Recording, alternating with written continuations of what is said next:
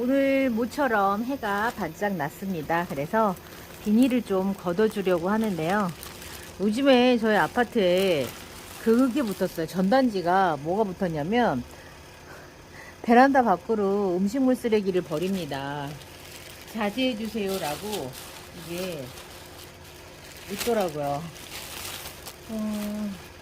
애들이 만약에 그런다 하더라도 설마 아이들이 그러겠죠? 아니 자각이 있는 어른들은 그러지 않을 거 아니에요. 자, 저쪽도 열게요. 네, 커버를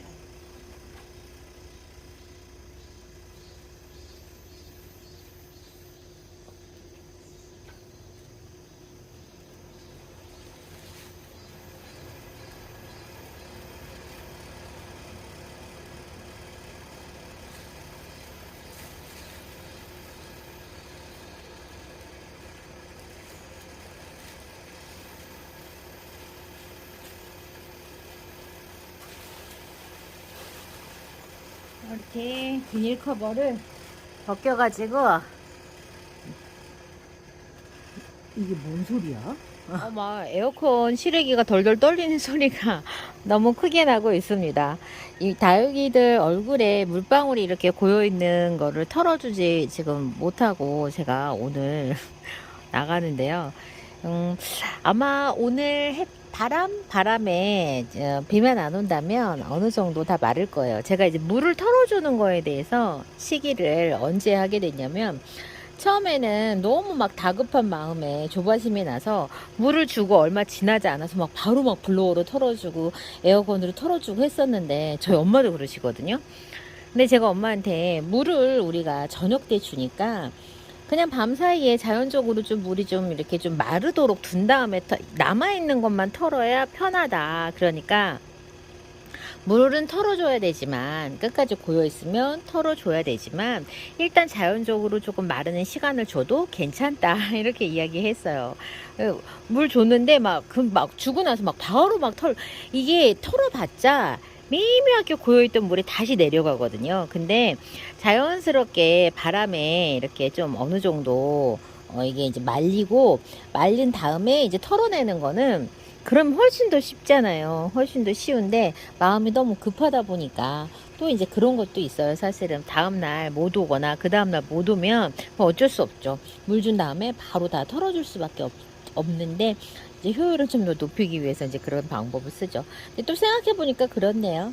이렇게 막 고여 있는 거를 미리 털어주면 자연스럽게 시간 동안 자연 바람으로 남아있는 물이 또 털리기도 하겠죠. 요거는 지금 요의 이름이 뭐지? 레드 파우더인가?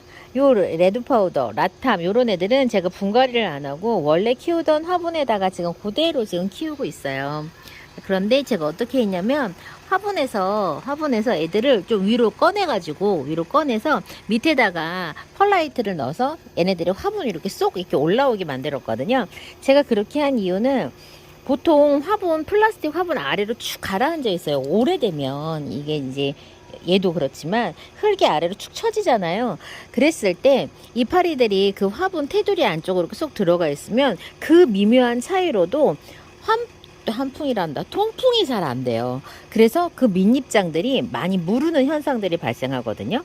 목대가 나오는 다육들은 그럴 일이 없으니까 괜찮은데, 로제트를 형성하고 있는 요런 다육들 같은 경우에는 화분 안쪽으로 잎이 이렇게 들어가 있으면, 그러면 물을 확률이 굉장히 높고, 특히 애기 다육이들이 있어요. 목대가 아마 연들연들한 그런 다육들 같은 경우에는 특히 더 그럴 위험들이 높답니다. 그렇기 때문에 여러분들 분갈이를 내가 당장 하지 않고 좀 밀어놨어. 그러면 어떡해요? 화분 아래로 꺼져 있으면 얘네들 좀 위로 올려놓는 것만 하셔도 그래도 분갈이 하기 전까지 좀 건강하게 케어할 수 있는 꿀팁이 되겠습니다. 이제 사실은 진짜 아침 저녁으로는 예전 같은 그런 끈적끈적하고 더운 그런 바람이 아니라 약간 선들하고, 그다음에 약간 그 수분기가 빠져나간 그런 바람이 아침 저녁으로 불어요. 그렇다 보니까 기분이 너무너무 좋습니다. 기대감이 저는 굉장히 큰데 그 기대감이 왜 그러면 경험을 해봤기 때문에 그렇죠. 요런 아침 저녁 일교차, 이런 일교차의 어떤 차이로 다육들이 물이 들잖아요. 물이 들고 그다음에 약간 추워져야 다육들이 스트레스를 받으면서 또 물이 잘 들어온답니다. 그래서 요런 미묘한 계절, 아직도 8월이지만 이제 곧 9월이 되잖아요. 그래서 기대감이 굉장히 크고 여러분들 아마 지금 본격적으로 이제 분갈이 해야 되겠다라고 생각하실 거예요. 물론 추석 전까지는 더운 날들이 많이 지속이 될 겁니다. 그것은 여러분들 어떻게 하시면 되냐면 이제 그 한낮에 다육들 화상 케어 하시고 여름 내내 너무나 많이 절수를 했던 다육들의 관수를 좀 조심하시고 그런 식으로 여러분들께서 좀 접근을 하시면 될 것 같아요.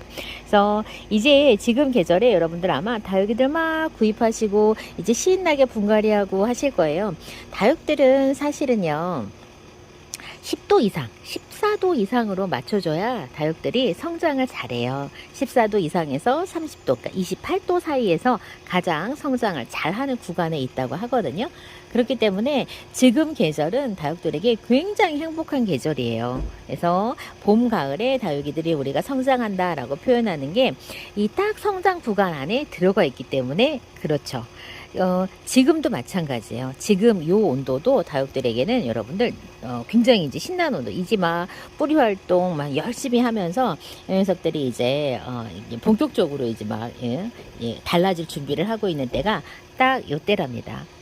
한여름이 지금 지나가서 그런데요. 저는 한여름에 다육들이 뭐 너무 힘들어해서 막 너무 아무것도 안 하고 있다. 저는 솔직히 그렇게는 생각은 안 하는 편이에요. 한여름에 휴면한다라고 하는 거는 정말 건조하고 습이 있더라도 한여름에 고온, 완전 고온, 30도가 넘어가는 푹푹 찌는 그런 고온에다가 얘네들이 너무 더운 그런 데 있을 때에 내가 뭔가 일을 하는 것보다 뿌리에서 물을 올려드리고 그 다음에 뒤에 기공을 열어갖고 내가 뭔가를 하는 것보다 아무것도 안 하고 있는 게 내 생존에 더 낫겠다라고 판단할 정도로 그 정도로 온도가 좀 가혹한 조건이 맞춰져야 저는 휴면을 한다라고 솔직히 생각을 하거든요. 근데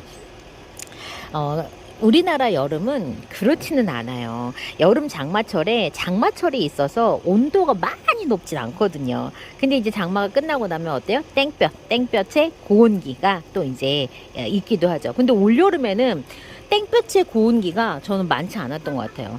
중간 뭐 이틀 비 엄청 내리고 뭐 하루 혹은 반나절이 그랬다면 비가 굉장히 많이 왔으니까.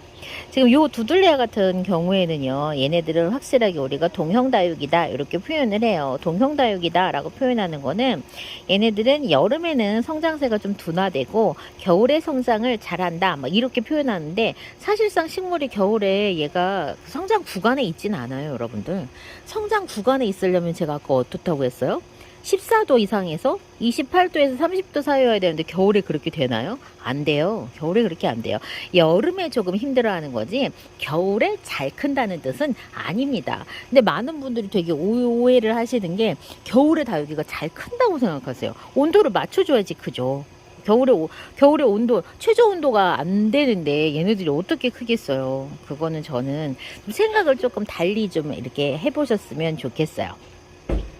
이번 시간 이렇게 거리대에서 오늘 바람이 햇볕이 구름이 설마 또 소나기가 또 내리진 않겠죠?